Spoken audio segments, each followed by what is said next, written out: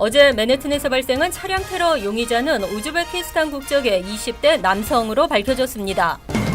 맨해튼 차량 테러를 계기로 미 입국자에 대한 고강도 심사가 더욱 강화됩니다. 뉴욕 한인회는 오늘 한인 단체장 간담회를 열고 세계 한인 회장 대회 성과와 뉴욕 코리아 센터 관련 논의를 진행했습니다. 캘리포니아주의 한 초등학교에서 학부모가 교사를 인질로 잡고 소동을 벌이는 사건이 발생했습니다. 연방법무부는 연방법원 뉴욕 동부지법에 다카 폐지 무효 가처분 소송의 기각을 요청했습니다. 이상은 이 시각 주요 뉴스입니다. 여러분 안녕하십니까? KBN 뉴스입니다. 어제 맨해튼에서 발생한 차량 테러는 우즈베키스탄 국적의 20대 남성으로 밝혀졌습니다. 최근에는 뉴저지 패터슨에 거주하며 우버 운전을 해왔던 것으로 밝혀졌습니다. 어제 오후 3시경 맨해튼 남부에서 발생한 차량 테러 사건으로 총 8명이 숨지고 12명이 부상했습니다. 용의자가 운전한 픽업 트럭은 허드슨 리버 파크 앞에서 허드슨 강변 자전거 도로를 덮친 뒤 자전거 운전자와 보행자를 잇따라치며 약 1,400m를 돌진했고 트럭은 스타이브슨트 고교 인근 교차로에 서 있던 스쿨버스와 추돌하고서야 멈췄습니다. 희생자 중에는 벨기에와 아르헨티나 국적도 있는 것으로 확인됐습니다. 용의자는 우즈베키스탄 국적의 29세 남성 사이플러 사이퍼프로 확인됐습니다. 용의자는 2010년 미국에 들어와 오하이오주에 정착한 뒤 영주권을 받아 플로리다주 포트 마이어스와 뉴저지주 패터슨에서 생활했습니다. 플로리다에서는 트럭 운전사로 패터슨에서는 우버 운전을 해왔습니다. 경찰은 용의자가 범행 현장에서 알라시는 위대하다고 외쳤다는 목격자의 진술과 테러에 사용된 픽업 트럭에서 IS를 위해 테러를 감행한다는 아랍어 쪽지가 발견된 점을 들어 외부 테러 단체와의 연관성을 조사하고 있습니다. 어제 테러는 가뜩이나 얼어붙고 있는 이민자 사회에 찬물을 끼얹었는데요. 이를 계기로 미 입국자에 대한 고강도 심사가 더욱 강화됩니다. 31일 트럼프 대통령은 트위터를 통해 국토안보부의 고강도 심사 프로그램을 강화하라고 지시했다고 밝혔습니다. 트럼프는 앞서 맨해튼 테러에 관해 뉴욕시에서 역겹고 제정신이 아닌 자에 의한 공격으로 보이는 일이 또 벌어졌다며 사법당국이 면밀히 살펴보고 있으며 이러한 일은 미국에서는 안 된다고 말했습니다. 그는 또 정치적 올바름도 좋지만 이번 같은 경우엔 아니다라며 신과 이 나라가 뉴욕시 테러 공격 희생자 유가족과 함께 한다고 말했습니다. 트럼프 행정부는 취임 이후 줄곧 반이민 정책을 유지하며 국경 강화와 극단적인 입국 심사를 시행하고 있습니다. 특히 테러 연관국 출신자들에 대한 심사를 강화했으며 합법 이민 제한도 추진 중입니다. 지난달 26일부터 연방교통보안청은 미국행 여행기에 탑승하는 승객들에 대한 보안 절차를 강화했습니다. 트럼프 대통령의 반이민 정책은 오바마 전 대통령을 비롯 미국 내 정치인과 기업인, 국제사회에서까지 미국의 전통과 가치를 훼손시키고 있다는 비판을 받고 있습니다. 하지만 이번 사건을 계기로 미국 입국 심사는 더욱 까다로워지고 반이민 정책에도 힘이 실릴 전망입니다. 뉴욕 한인회가 오늘 한인 단체장 간담회를 개최했습니다. 김민선 회장은 세계 한인 회장 대회 성과를 보고했고 현재 진행 중인 KCS 회관 모금, 뉴욕 코리아 센터 관련 논의가 진행됐습니다. 보도에 지한샘 기자입니다. 오늘 오전 맨해튼 뉴욕 한인회관에서 20여 명의 지역 한인 단체장들이 모여 간담회를 가졌습니다. 뉴욕 한인회 김민선 회장은 지난 9월 26일부터 29일 사흘간 한국에서 개최된 세계 한인 회장 대회의 성과를 보고했습니다. 김 회장은 미주 지역 한인 회장 20명과 함께 복수 국적 문제 해결을 위한 법률 개정을 요구했고 당장 법률 개정이 어렵다면 유예 기간과 함께 적극적인 홍보를 요구했다고 밝혔습니다. 이번에 만약에 복수국법이 폐지가 그게 힘들다면 유예를 6개월이든 유예 기간을 줘서 포기할 사람들은 포기할 수 있도록 홍보를 충분히 한 후에 그 기간이 지나고 나서 이 복수적법을 적용을 시켜달라. 김민선 회장은 한인 이민사 박물관에 대한 한국 정부의 지원도 약속받았다며 박물관을 한인 2세들을 위한 뿌리교육 공간으로 만들겠다고 밝혔습니다. 민승기 전 뉴욕 한인 회장 소송건에 대한 설명도 있었습니다. 민 회장 측에서 판사에게 회관 리스 계약 위반에 대한 기각을 요구하는 편지를 보냈으며 뉴욕 할인회에서는 이에 반박하는 서한을 보냈다고 밝혔습니다. KCS는 현재 진행 중인 회관 건립에 대한 설명을 하고 한인 단체들의 협조를 요청했으며 건설협회는 뉴욕 코리아 센터 건립 공사에 한인 기업이 참여할 수 있도록 노력 중이라고 밝혔습니다. KBN 뉴스 지한샘입니다. 캘리포니아주의 한 초등학교에서 학부모가 교사를 인질로 잡고 소동을 벌이는 사건이 발생했습니다. 결국 경찰과 대치하다가 사살됐습니다. 31일 오전 11시 20분쯤 한 학부모가 로스앤젤레스 동부 리버사이드 캐슬뷰 초등학교 교내로 진입하면서 교직원 한 명을 밀쳐 다치게 한 뒤 교실 안으로 들어갔습니다. 남성으로 알려진 이 학부모는 교실로 들어가 문을 잠근 뒤 바리케이트를 치고 70대 여성 교사 한 명을 붙잡고 인질극을 벌였습니다. 붙잡힌 교사는 이 학교에서 20년 이상 근무한 것으로 전해졌습니다. 인질극을 벌인 남성이 총기를 소지했는지 여부는 확인되지 않았습니다.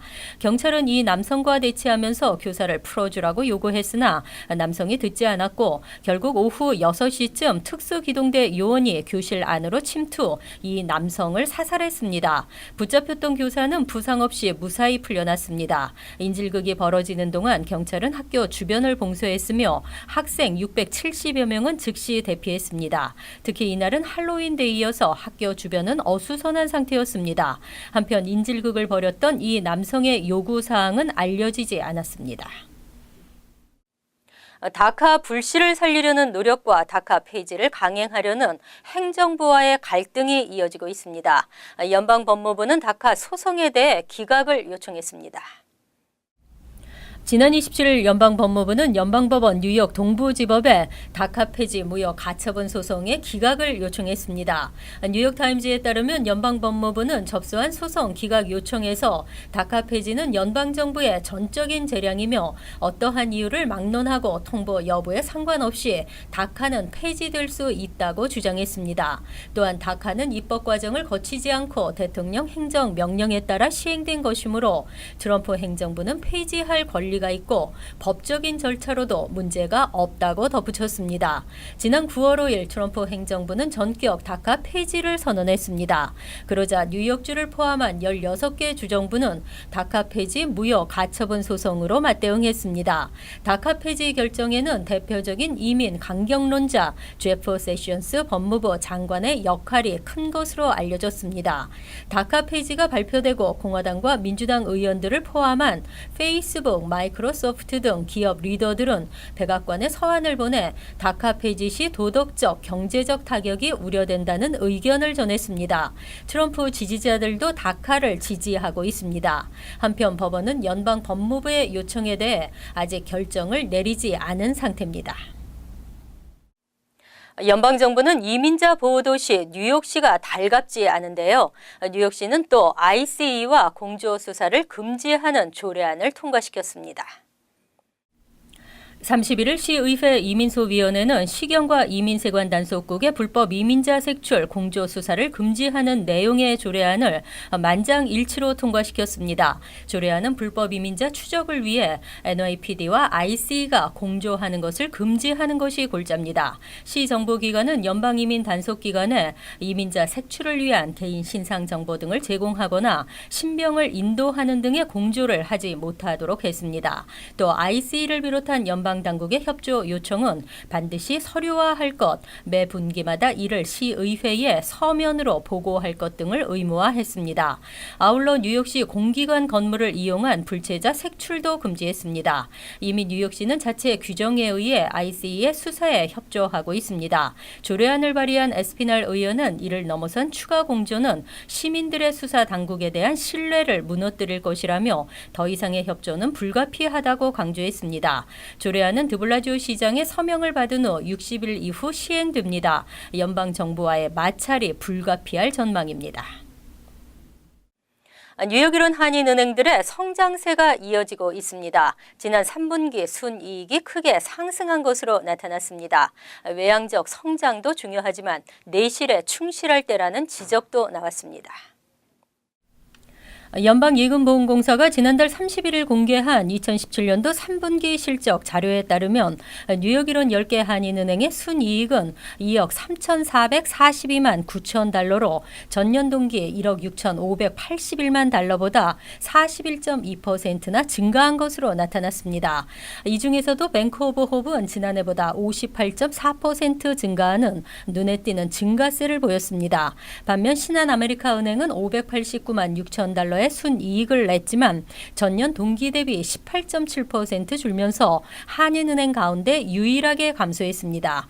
전년 동기 대비 순이익 증가율이 가장 큰 은행은 노아은행 262% 상승했고 뉴 밀레니엄 뱅크는 65.0% 늘어났습니다. 지난 3분기 10개 한인은행의 총 자산은 262억 6,286만 1,000달러로 전년 동기보다 10.3% 증가했습니다. 전년 동기 대비 자산 증가율이 가장 큰 은행은 메트로시티로 29.7% 상승했고 반면 자산이 감소한 은행은 KEB 하나로 나타났습니다. 가장 많은 예금을 보유하고 있는 한인은행은 뱅크 오브 호브로 110억 704만 1,000달러를 기록했습니다. 안정적인 직업으로 알려진 공무원, 퇴직 후에는 더 안정적인데요. 뉴저지 일부 타운에서는 공무원들의 퇴직금 때문에 운영이 어렵고 퇴직금 부담은 주민들에게 부과되는 것으로 나타났습니다. 40여 년간 경찰로 근무하며 사용하지 않은 병가와 휴가, 공휴일 등을 돈으로 환산할 경우 퇴직금은 44만 달러로 나타났습니다. 이처럼 공무원들의 퇴직금 규모가 주 전체로는 10억 달러가 넘고 버겐, 에세스, 모리스, 퍼세익 등 4개 카운티의 경우에는 2억 7,300만 달러에 달하는 것으로 나타났습니다. 퇴직금 비율이 가장 높은 버겐 카운티 듀몬트는 전체 예산의 무려 20% 가까이를 차지했습니다. 공무원 중에서 가장 많은 퇴직금을 받는 건 경찰과 소방관이었습니다. 퇴직금 제도는 합법적이지만 문제는 타운들의 재정 상태에 비해 높은 비율을 차지하면서 타운 운영이 어려워지고 있는 것입니다. 일부 타운 정부는 돈을 빌려 퇴직금을 주는 경우도 있습니다. 결국 이 같은 비정상적인 예산 운영은 세금 인상으로 이어지면서 주민 부담이 되고 있습니다. 공무원 퇴직금 전액이 지급될 경우 포트리의 주택 소유주들은 601달러, 알파이는 810달러 재산세가 오릅니다. 주정부 차원에서 고액의 퇴직금 제도를 개정하기 위해 법안을 시도하고 있습니다. 뉴욕주 병원들의 안전평가 총체적 난국입니다. 특히 한인들이 많이 찾는 병원들이 대부분 C등급으로 나타났습니다. 31일 병원평가기관 리프로그에 따르면 뉴욕주에 위치한 병원 142개 중 7개만이 A등급을 받았습니다. A등급은 4.9%, B등급이 52.8%로 나타났으며 한인들이 많이 이용하는 병원 마운트 사이나이, 프레스비테리언, 코넬, NYU, 랭곤, 벨뷰 등이 모두 C등급을 받았습니다. 퀸즈 엘머스트 병원은 D등급을 받았습니다. 반면 뉴저지주는 전체 68곳 중 30곳, 14.1%가 A등급을 받으면서 뉴욕과 큰 차이를 보였습니다. 뉴욕주에서 A등급을 받은 곳은 캔모어 멀시, 버팔로 시스터스 오브 체리티, 로체스터 하일랜드, 포트 워싱턴 존 마더 메모리얼 등이었고 시내 5개 보로에서는 한 곳도 없었습니다. 롱아일랜드 나소 카운티에서도 나소 대학병원, 놀쇼 대학병원, 놀스웰 힐스 헬스 시스템 등이 C등급에 머물렀습니다. A등급 병원 비율이 높은 주는 로드아일랜드, 메인, 하와이, 아이다호, 버지니아 순이었으며 낮은 주는 노스다코다, 워싱턴 DC, 델라웨어, 메릴랜드, 뉴욕 등의 순서로 조사됐습니다. 리프로그는 A에서 B등급 병원에 비해 D에서 F등급의 병원은 1.5에서 2.7배 더 위험하다고 지적했습니다.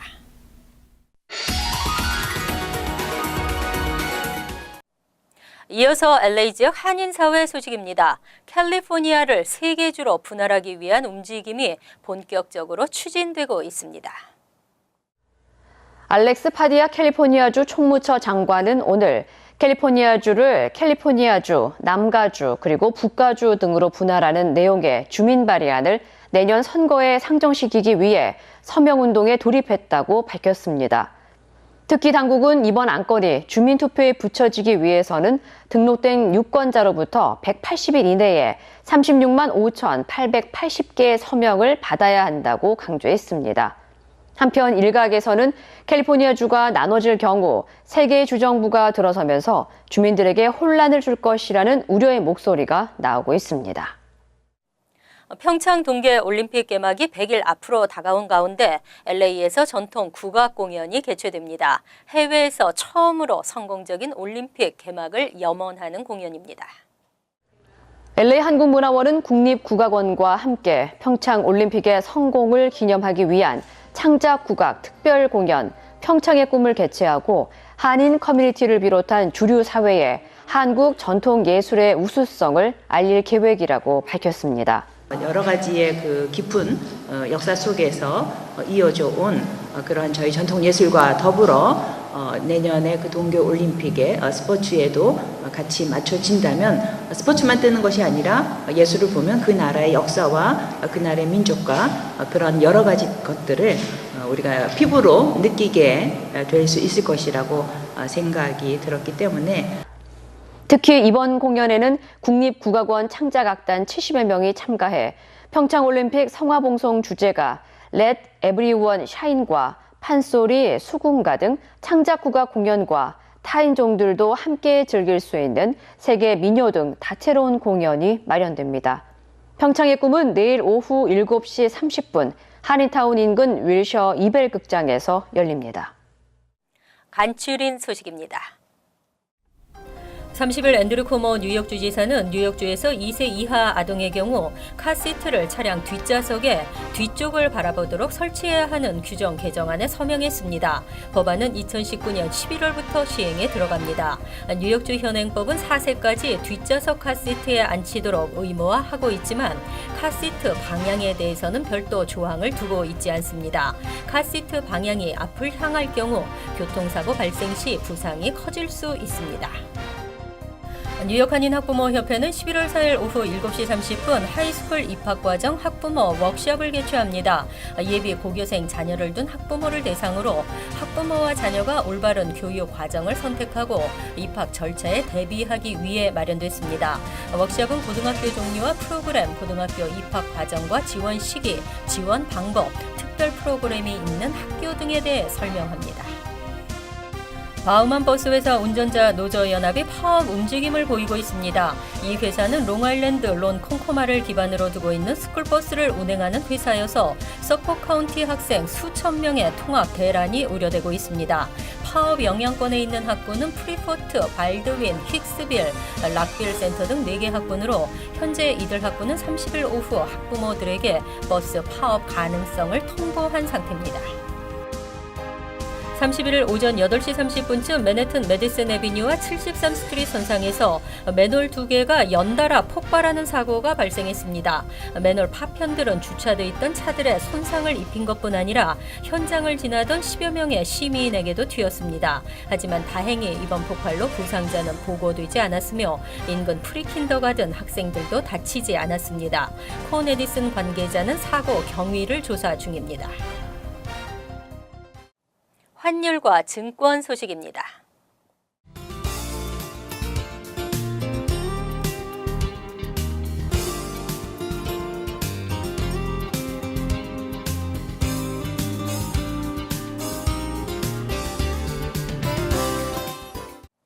이어서 날씨입니다. 목요일은 기온이 올라가고 가끔 흐리는 대체로 맑은 날씨를 보이겠습니다. 낮 최고 기온은 71도, 섭씨 22도, 밤 최저 기온은 60도, 섭씨 16도로 예상됩니다. 금요일은 포근하겠지만 흐려져 오후에는 지역에 따라 소나기가 내리겠습니다. 토요일은 다시 쌀쌀해지겠고 가끔 흐리겠습니다. 이상으로 KBN 뉴스를 마칩니다. KBN과 함께 편안한 하루 되시기 바랍니다.